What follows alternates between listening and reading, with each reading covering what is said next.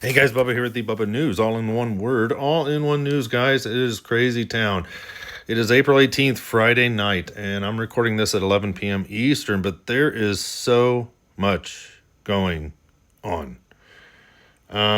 This is going to be a wild one, and I'll probably do maybe 30 minutes. I'll try to keep it close to 30 and may go closer to 40 because I'm going to cover 2 days worth of news because this stuff is starting to get crazy. But guys, I hope you guys are doing well. Get you some popcorn or whatnot. But hope you don't mind if I just go a little longer tonight. But I needed to play catch up, I feel like. And this is wild. This is really wild because there's a lot of prophecies that are going to start coming up, I believe, as well. And yeah, there's just so much. But a quick update on Mrs. Bubba. We go to, let's see here, Monday morning, a sports injury kind of a surgeon, a specialist, that kind of thing. So for her shoulder, because she went to the emergency room, everything's good there, no broken bones, but it could be a separated shoulder or rotator cuff tear or something like that. So pray for us that way. But guys, it's crazy town. It is the weekend already, and it is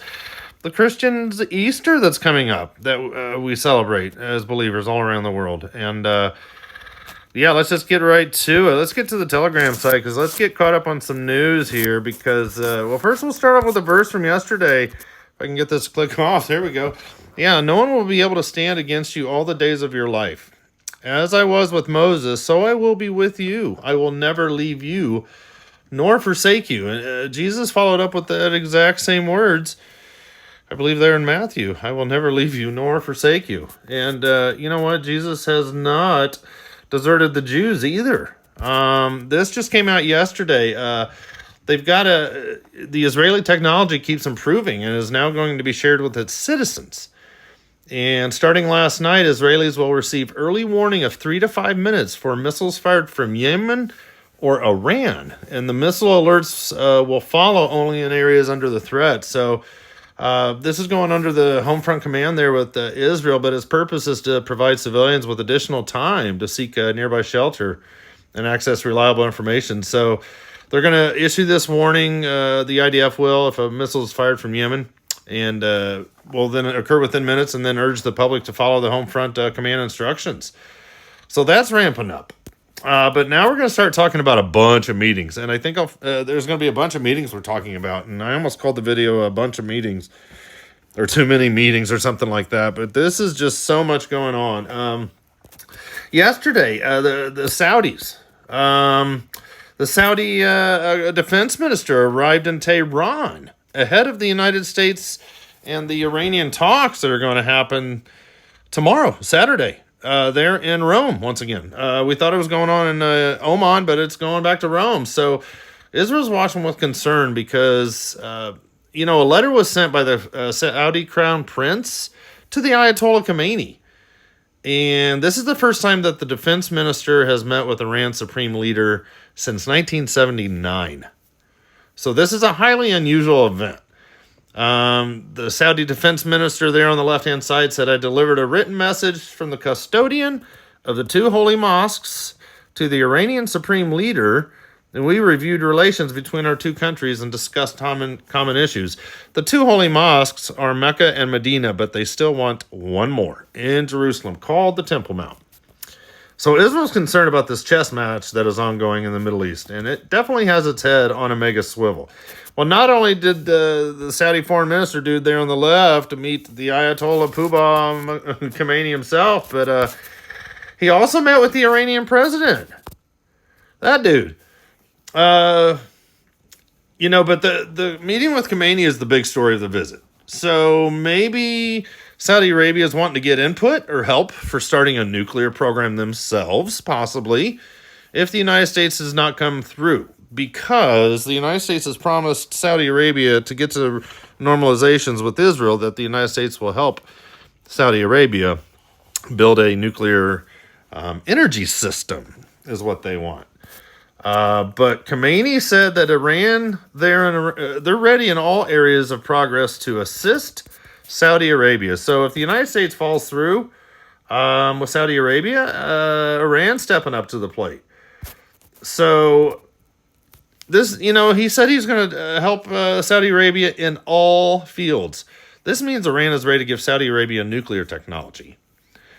And Saudi Arabia has been looking to acquire nuclear technology. So Saudi Arabia is playing the nuclear card. And they're showing the United States that they're serious about getting nuclear technology. And if the U.S. doesn't help them soon, the Saudis will shop elsewhere, with Iran possibly. So the tides might be shifting with Saudi Arabia, because this could get interesting. Because Saudi Arabia still wants to have the peace plan with Israel. But this is all still a major power play, with a major meeting yesterday between Saudi Arabia and Iran. But you know what? There's at least 4 prophecies regarding Saudi Arabia coming up. And it appears that they may join forces to go against Israel in the Psalm 83 war and more, as the Ishmaelites. Before Saudi Arabia finally becomes a part of the protesting group, in the Gog-Magog scenario, in Ezekiel 38 verse 13, it looks like Saudi Arabia is going to learn its lesson first. Jeremiah 49 verse 8 says, "Flee, turn back, dwell in the depths, O inhabitants of Dedan." Dedan is what we recognize as Saudi Arabia. "For I will bring the calamity of Esau upon him, the time that I will punish him." Another verse, Ezekiel 25, verses 12 to 14, and verses 15 to 17 are really cool too, but Dedan shall fall by the sword. Psalm 83, verses 4 to 8, come and let us cut them off from being a nation, that the name of Israel be remembered no more. They form a confederacy, the tents of Edom and the Ishmaelites. So this is all Saudi Arabia stuff. So this is prophecies that are still coming up. But, all eyes right now are on Iran and the United States with this nuclear deal. Because Iran's foreign ministry has a 3-stage plan to the United States. And they presented that to the U.S. last weekend, which aims to reduce nuclear tensions in the exchange for the lifting of United States sanctions and access once again to Iran's frozen assets. In other words, free up our money. So this plan was presented in writing by the Minister of Foreign Affairs and his team to Steve Whitaker, which is Donald Trump's special representative for the Middle East. Well, actually, it's Steve Witkoff. Excuse me. The plan proposes nuts. It ain't going to happen. But in this plan, the first stage, if Iran gains access to blocked or frozen financial resources and is allowed to sell oil, then Iran will temporarily reduce its enrichment level to 67.3%. No, they're not going to do that.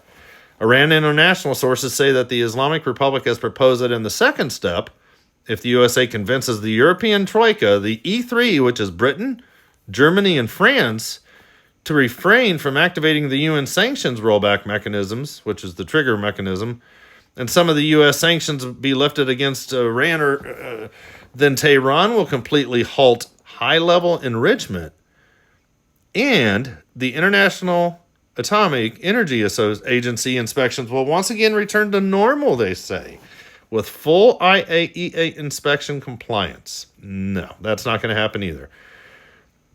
In this step, the Islamic Republic also commits to implementing the additional protocol, which is compliance is to be enforced by the same IAEA inspectors that Iran currently denies from accessing Iran's nuclear program.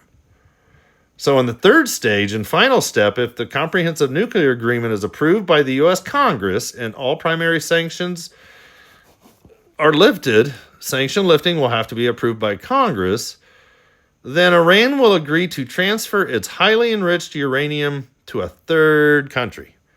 Not going to happen. Israel knows this, and they're continuing to prepare for the coming attack on Iran. And even Trump said this yesterday. He's like, you know what? I'm not. I didn't prevent an Israeli strike on Iran. I'm just not in a hurry. But I said, notice how the Trump is already prefacing it as the coming Israeli strike. Trump is quietly telling Israel to be ready to do what they need to do. So I still believe that the U.S. will be a major part of the coming attack on Iran. And Trump is probably just waiting for the third aircraft carrier, Gerald Ford, to join the Middle East arena. So currently there's 2 aircraft carriers, the USS Harry Truman and the USS Carl Vinson. They're both active in the Middle East. with a third, the USS Gerald Ford, is preparing to join, which will potentially lead to the first 3-carrier presence in the Middle East since the Iraq War. But while that's going on, the foreign minister of Iran met with the Russian President Vladimir Putin in Moscow yesterday and delivered that secret message from the Ayatollah Khomeini to Putin directly himself.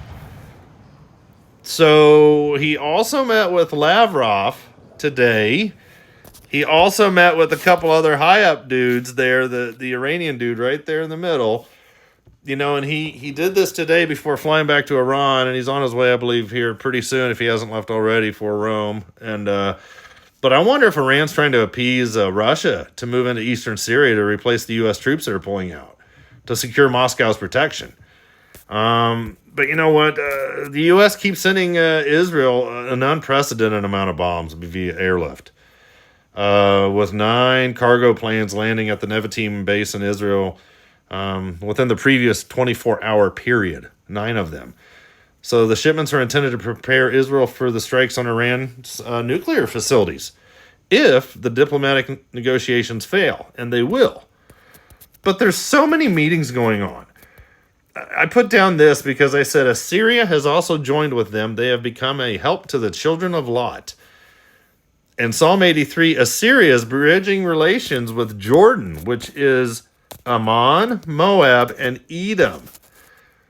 So yesterday, Jolani there, the new president dude there in the middle, hosted a meeting with the foreign minister of Jordan. This guy over here.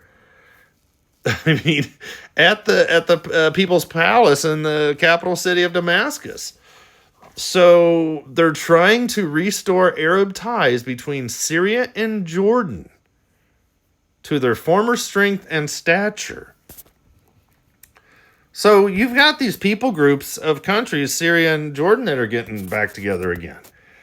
And the whole thing with the Hamas, Israel's proposal to release 10 hostages in exchange for a 45-day ceasefire, that won't happen. Because Hamas was supposed to release half of the hostages on day 1 and the other half in 45 days. But Hamas says they're not going to accept partial deals that serve Netanyahu's political agenda. They want it all. They want Israel out of the country. But even if it means they have to sacrifice its people, Hamas calculates that the mounting and international pressure will force Israel into accepting Hamas's demands in the near future, especially with the humanitarian aid. That cry is going to start getting louder and louder and louder as we get going into May, because no food's getting in. Israel estimates that they still have about 2 to 4 weeks left of food. But it doesn't help because Hamas has been doing the black market to sell it to the Gazans to pay the salaries of the Hamas fighters, because Hamas is broke.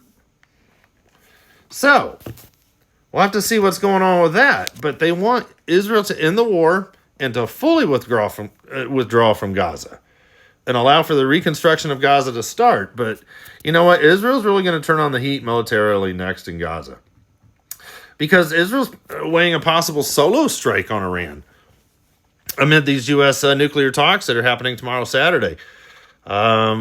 Israeli officials fear a nuclear agreement won't protect them.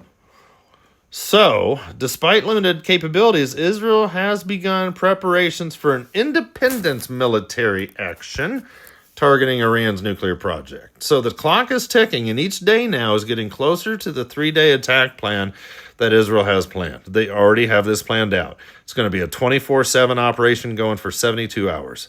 Flights are going to be in the air. They're going to be refueling. They're going to be landing, and other flights are going to be in the air. It's just going to be this cycle, just boom, boom, boom, boom. It's wild.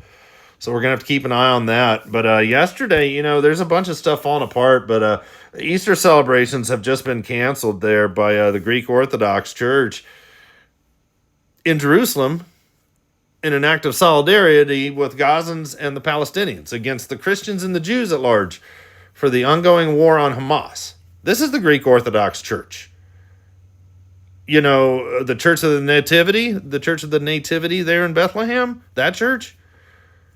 But surely the Greek Orthodox Church knows that Jesus is a Jew, right? So they're saying, in light of the tragic circumstances and in the shadow of the brutality of war and the dire situation affecting our Palestinian people in their homeland, it has been decided to cancel all celebrations and to limit the observance to just prayers and religious rituals only. They called Israel, check this out, we lift up prayers to the risen Christ, the Lord of peace, that this feast of the glorious resurrection may be an occasion for peace and healing for our wounded hearts and for this sorrowful city. They are now calling Jerusalem a sorrowful city now. That's crazy. They also say, we ask the risen Christ to lift the oppression from this holy land and to grant everyone safety, peace, stability, and a just and lasting peace. The wording, a just and lasting peace, that's the wording used in the coming two-state solution. The coming peace plan. I mean, the Greek Orthodox Church is on board with what's coming. And this is all emerging of the Abrahamic faiths, a.k.a. Chrislam. Let's keep going. But you know what? The United States continues to move troops and hardware away from Syria, as Trump and Pete Hegseth want them all out of Syria by 2026. So, 3 of the 8 military bases in Kurdish-controlled territory there in northeast Syria have been closing down. And it was reported yesterday that they're going to initially draw down 600 out of 2,000 service members there in Syria. Today, they've already increased that to they're going to remove at least half, 1,000. But they're moving them to other smaller bases, and they're deploying to northeast Syria and mission support sites and the Green Village and the MSS Euphrates and other much smaller bases located near Deir ez-Zor. These bases are going to be shut down. But, control is now being given over to the SDF. That's the Syrian Democratic Forces. That's the Kurds, but they're switching sides. They're actually going to operate under the new Jolani government. So all that purple area is going to go yellow. This is why, but they also want Russia in there. But then Turkey's just antsing to get going. Trump doesn't want any of them in there. And on top of this, let's switch to the digital ID real quick, because they're building this under the guise of national security. And I'm going to switch back to the United States for a second, because Palantir, a lot of you have heard of that company, Peter Thiel. It's now equipping Immigrations and Customs, ICE, with AI systems that fuse federal data sets to identify, track, and prioritize deportation targets in real time. So ICE just awarded Palantir a $30 million contract to upgrade its immigration cycle operating system. So this is going to track visa overstays, monitor self-deportations, and automate every stage of immigration enforcement from identification to removal. This has Patriot Act written all over it. But these immigrants are just for beta testing. The real targets are for those who resist against what's coming in the future. Doesn't he look creepy? The entire business model of Silicon Valley is surveillance. It harvests our data in order to sell us stuff. I mean, we're already living inside the architecture of totalitarianism, but surveillance capitalism is now what Silicon Valley is switching to. Big Brother, but it's now being privatized. This is why the World Economic Forum talks about government and private entities working hand in hand together. So they're literally building the beast system right in front of our very eyes now. Palantir rose to prominence working with the military, of all things. Law enforcement and ICE, and they capitalize on fear and unrest to make money, and they're taking over global human tracking, literally. It's all coming together. Check this out. 2025. We're all kind of used to government surveillance. The idea that we're all being watched all the time and don't own our own personal data has become normalized. We're also used to the military spending vast amounts of our money on just a few giant defense contractors. But one tech company wants to change both of those things and become the ultimate military contractor and the ultimate arbiter of all of our data. Palantir is here to disrupt and make the institutions we partner with the very best in the world and when it's necessary to scare enemies and on occasion kill them. Check out Palantir shares surging 22% after the company cited a boom in demand for its AI software from the U.S. government. We're doing it. We're doing it. And I'm sure you're enjoying this as much as I am. Isn't that creepy? That dude, Alex Karp. Go back and listen to that. And yeah, you heard what you heard. That's just nuts. All right, let's keep going to today's news. Hope you guys are doing all right. All right, let's keep going. For God sent not his son into the world to condemn the world, but that the world through him might be saved. Guys, this is going to be such an amazing weekend this weekend, but a lot of things are going to be coming up prophetically. But you know what? We still have to get the gospel out because God didn't send Jesus to condemn the world, but that the entire world through Jesus might be saved. He's provided a way out. People just need to accept him, but they're given free will. They're given a choice. It's wild. All right, let's keep going, guys. Netanyahu tomorrow, he's going to make a special statement on a big diplomatic issue. And it's a real cryptic statement, but Netanyahu said that he will deliver a special statement when Shabbat ends Saturday on a diplomatic matter. Hostages in Gaza and the war against Iran will most likely be the discussions and statements that he brings forth. What's interesting is that this special statement will be made after the U.S. and Iran nuclear program talks take place tomorrow morning. And he's going to make this at the end of Shabbat, at the end of the day. That in itself is very rare. But Netanyahu's getting tired, and he's wanting to take some moves and get going. I mean, even yesterday, Qatar came out and said, we are all Hamas. This is what their defense minister posted on social media. You know, Netanyahu also might be addressing Qatar after they made this statement, how they back the efforts with Hamas. Because Qatar is supposed to be the mediator person between Hamas and Israel, not saying we are Hamas. You know, Netanyahu was mad last night. He basically said pick a side. But this is getting crazy too, because we know the two-state solution's coming up with the Palestinian Authority and the state of Palestine. But today, Mahmoud Abbas went to visit with the new president of Syria, Jolani. You know, terrorists support each other. So this is big for the Palestinian Authority, Mahmoud Abbas, because this is his first visit to Damascus in nearly 16 years.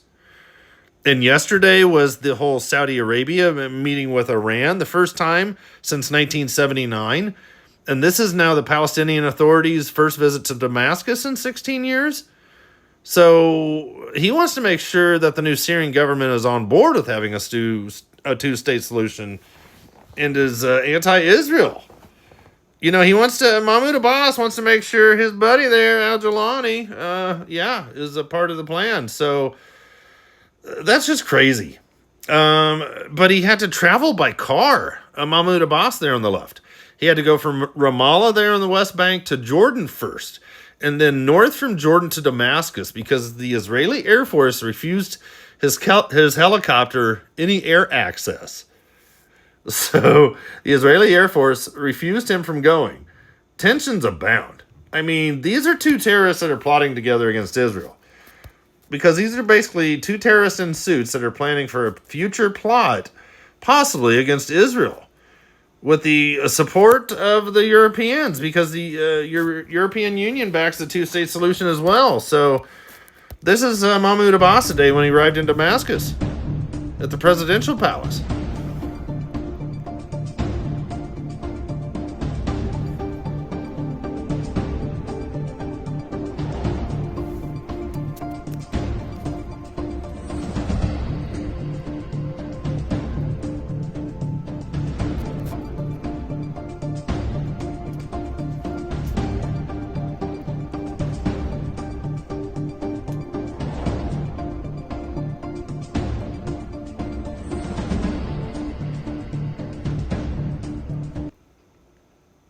So they had their big hubbub.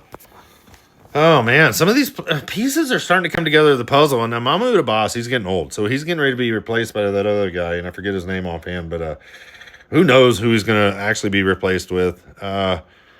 Shoot, the Antichrist might be the replacement. Who knows? It's just, there's so much going on. And, that even ties in with Daniel 11 verses 44 and 45. But you know what? Turkey's more and more in the picture there with Syria. Because Turkey doesn't believe that the surrounding Arab countries of Israel, the Psalm 83 war players, have done enough to help support Gazans. So he's moving closer to Israel for what's coming. The Gog-Magog war. Erdogan's doing his part to fulfill Bible prophecy, and it's literally unraveling before our very eyes. The Turkish President Erdogan on Gaza, I say this with deep sadness and a heavy heart, quote unquote. Unfortunately, the Islamic world has failed to live up to expectations. So Turkey's military moves in Syria, especially at that T4 airfield, are escalating tensions with Israel, because Israel's warned Turkish guys not to expand near its borders. And Israel has been doing those airstrikes, targeting the T4 airfield there. Back April 3rd, I believe it was, a couple weeks back. And so far, diplomatic talks have addressed these concerns for now. But the situation risks putting both nations, Israel and Turkey, towards direct conflict. But right below Turkey there, and right between Syria of Jolani, the boy we just saw there, just south of Turkey there, is our guys there in Lebanon, Hezbollah. You know what? They have not gone away. The Hezbollah Secretary General, Naim Qassem, he gave his latest speech today. And it was very telling of what Hezbollah plans on doing. This is nuts. I'm going to give you some highlights from the speech. We will not allow anyone to disarm us, because that's part of the ceasefire with Israel and whatnot. We will confront anyone who attacks us or who wants to disarm it, just as we confronted Israel. We will confront anyone who attacks the resistance or works to disarm it. That's what I just read. Let's keep going. The ceasefire agreement applies solely to south of the Litani River, and we have fulfilled all of our obligations. In Hezbollah's mind, they're partaking of this ceasefire. It's just Israel that is attacking them and taking out their storages of the weapons and stuff. Because they're saying that their resistance in Lebanon is a response to the Israeli occupation, which occupies land in Lebanon and expands to impose a new reality. So Hezbollah calls Israel as being expansionist, because they say that Israel's not satisfied with occupied Palestine and that it wants to take Lebanon as well. After the agreement, is what they're saying, Israel no longer had any excuse. The agreement, the ceasefire that began on November 27th. Yet it continues. Its daily aggressions, which have now reached 2,700 violations, is what Hezbollah has counted that the bombs and the attacks on Hezbollah has happened since November 27th. So, he's saying also that Lebanon cannot operate under American guardianship. For us, the United States is evil, and it sponsors Israel, the cancerous tumor that must be eradicated. He says, we have options. We fear nothing. If you want to keep pushing and testing us, go ahead. You will see our response at the right time, which we will determine. And I believe they do. And I believe they are. And I'm going to talk about it here in a second. But he continues real quick. The primary problem in Lebanon is not the resistance weapons. It's the expulsion of the Israeli occupation. They want to get Israel out of those 5 points that Israel is protecting there in southern Lebanon. So they want to, and they're not going to withdraw their weapons, but they want to continue going. But because Hezbollah says that they fully implemented its part of the agreement, now it's Israel's turn. And they also say that the Lebanese state must fulfill their obligations. So Hezbollah is saying that Israel has to do their part now, and Lebanon has to do their part. And what does Lebanon have to do for their part?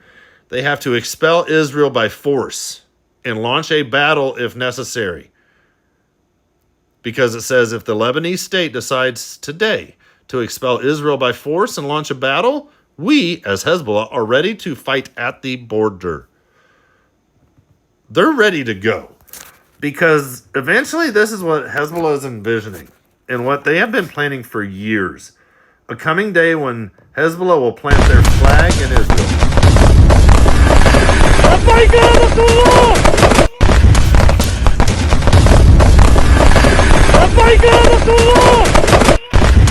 This is what they want. They want this. Basically, a northern invasion is coming into Israel.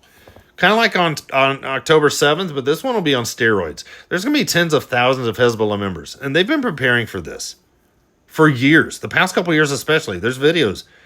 Hezbollah used stealth drones to map and record everything in northern Israel last year for this very purpose. They want... Hezbollah knows the intricacies of getting into and out of Israel and what roads to take and what not.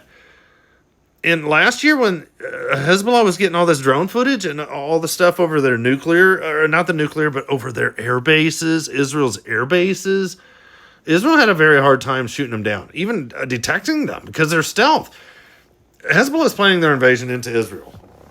And there's a couple of verses like Jeremiah 1, 11 to 19, I believe is very important to what is coming with the attackers from the north. And it could even tie in perfectly with Zechariah 12, verses 2 and 9. But here, Jeremiah 1:14, then the Lord said to me, out of the north the evil will break forth on all the inhabitants of the land. Out of the north. Keep reading down to verse 19. It's getting crazy town. All right, now we're getting ready to wrap up, but this is getting wild too, because this is all going on. I'm watching the Temple Mount as we approach the next few weeks. Today, Mike Huckabee went up to the Temple Mount, and he took a prayer that he put into the Western Wall there with Trump. Or not with Trump, but he took his letter and put it in the Western Wall. You know what I mean? So that was going on today. The new ambassador to Israel, but... I'm watching the Temple Mount as we approach the next few weeks because the number of Jews visiting the Temple Mount this week has gone up huge compared to last year, up 40%. They want their Messiah this year. They want to have their third temple built next year. This is a translation from this video clip I'm getting ready to show you here in a second. But for next year in Jerusalem is the temple. Right now, what they want is Messiah. Next year in Jerusalem is the temple. Messiah now. And their Messiah is coming that will make sure that the Jews get their temple built. This will definitely get the Israel's Arab enemies upset. Because this video is circulating and it shows the destruction of the Dome of the Rock in favor of the third temple in Jerusalem. And the author and promoter of this video is from the Temple Mount movement group there in Israel. He's an influential member. Ben Gvir is also part of the organization. He's part of Netanyahu's government. So the Temple Mount movement receives the majority of its funding from Christian groups, especially in the United States. And they believe that rebuilding their third temple will hasten the second coming of Christ. But you'll see this at the very end, but it'll be in Hebrew. But check this out. This is wild.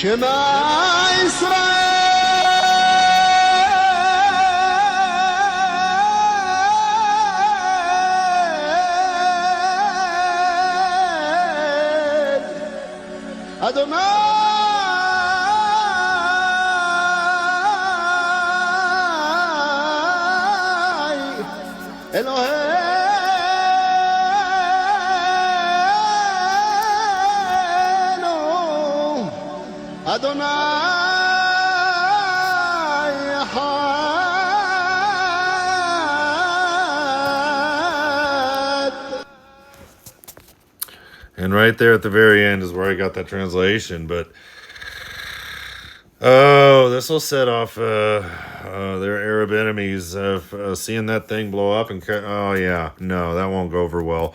Did you guys see, too, also in that video, all the people?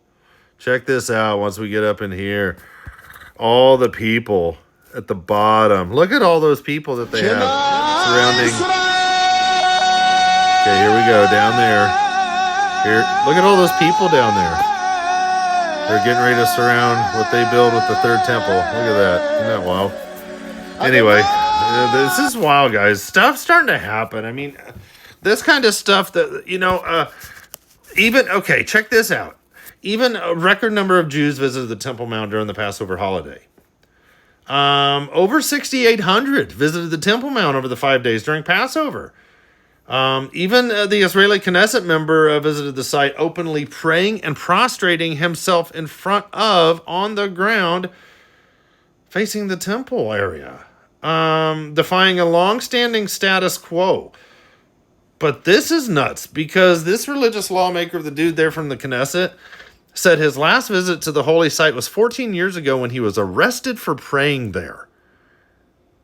And he visited just yesterday, visiting the site the other day. He was praying and prostrating himself, defying the long-standing status quo. Otherwise, the Arabs go nuts. But today, Jews prostrate themselves, pray with a quorum of 10, and the WAQF, the Waqf, doesn't come near us, he said, referring to the Islamic Waqf, which administers the Temple Mount. Because the Waqf is part of the Jordanian the Antiquity Society there. So they'll manage the day-to-day stuff of the Islamic side. Meanwhile, Israeli troops and whatnot keep the peace. But what hasn't been done for 30 years is now being done on my watch, Itamar Ben-Gvir said. He said, I'm happy to see MK Sukkot, that's the guy's name, the Knesset dude, like many thousands now who are prostrating and praying at the Temple Mount. And Prime Minister Netanyahu insists that the Jewish prayer is not officially permitted at the site. But something's changing. You know what I mean? For next year in Jerusalem, Messiah now? I mean, this is crazy. This is what they're talking about. That's why I'm saying there's so much going on. Guys, this is wild. This is really wild. And sometimes, guys, it gets overwhelming. And I need to take a break, too. Goodness gracious. Yeah, I can get really overwhelming with everything going on. But we've got to keep our eyes focused on Jesus, the author and finisher of our faith. He is coming so soon, and they do want to build this temple. They want to get that thing going. The first, they believe they've got some big wars to get through. And, just like the sun is rising here in this final shot there with the new temple being built, that thing's going to be humongous. But this is going to happen, and this is going to happen after the great departure of the church of Jesus Christ. We're out of here. And that day is coming soon. And soon there's going to be somebody that's going to rise up, and he's going to just have the world's solutions to all the problems. He's going to come literally out of nowhere. And they're going to get their Messiah, but they're going to be duped into it with a 7-year agreement, with a pact made with Sheol and hell. And wild times are coming. But guys, lift up your heads because your redemption draws nigh. Guys, we're out of here soon. There's a lot of things coming up, though. But stay focused, guys. Keep your eyes fixed on Jesus, the author and finisher of our faith. Happy Easter to everyone. I know it's based on the Ishtar and everything when it was merged in with the Roman side of the Roman Empire with the Catholic Church there behind Constantine and Augustine and all those guys back early Christian days, AD 300, 350, that time area. But, God is drawing us who are looking for his blessed return. And, it's an imminent blessed hope. It's actually a blessed expectation. And it's so exciting because those of us who are looking forward to this, we're all looking on the same page. We're all looking for the same Lord Jesus Christ. We're all looking up with excitement. It's exciting, guys. This stuff is all starting to come together. All right, guys. We'll talk soon. But yeah, I'll be there with Jeremiah or Isaiah 153 tomorrow. They're at 9:30 p.m. Eastern, and I put the description down in the box below. And then I got to get with Pastor Gary McKibben there. In Ireland for possibly a Tuesday afternoon live stream. And then looks like I'm getting with Lauren there, Certainty for Uncertain Times at April 30th, I believe, a Wednesday. So that'll be fun. So we've got some videos coming up, some live streams. But it's time for me to do a live stream. But I don't figure you guys want to see me. You want to see everyone else. But no, I'm kidding. You guys are awesome. Thank you so much for your prayers. Just please ask for your prayers for my wife and whatnot. And pray that God will provide for us because I don't know what's coming up. And she's going to be off work for a couple months, I'm thinking. So she's going to be unable to bring in the income. But you know what, guys? I'm just giving it all to the Lord. He's never let me down yet. He always provides one way or another. And, well, thank you so much, guys. All right. I'll see you here, there, or in the air. Maranatha, guys, because Jesus Christ is coming so very soon. We'll talk to you soon.